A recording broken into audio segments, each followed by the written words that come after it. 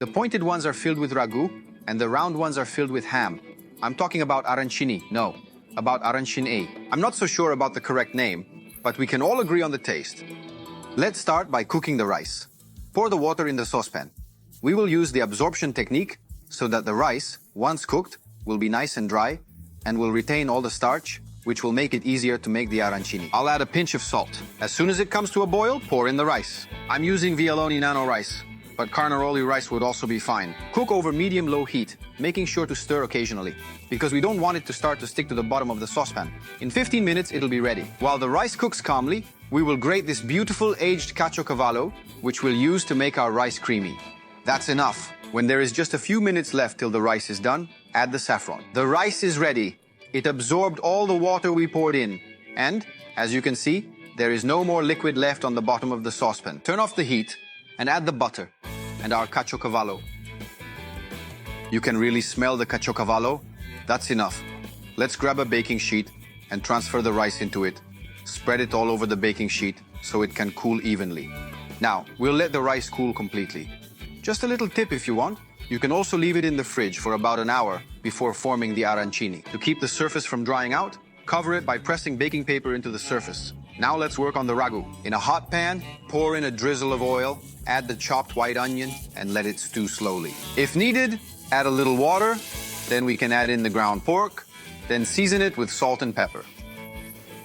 Let that brown. Now that the meat is well browned, deglaze with some red wine and let the alcohol evaporate. Then pour in the tomato puree.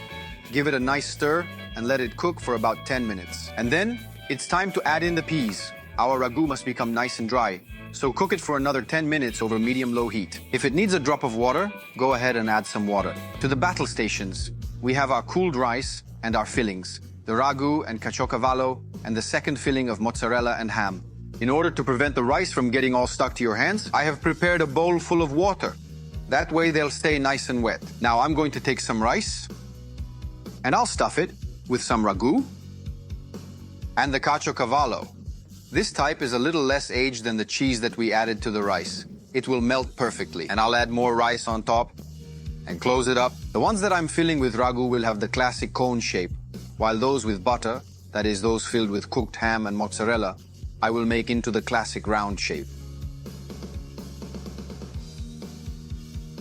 I will continue like this with all the others. Let's move on to the batter. Add the flour to a bowl. Pour in the water.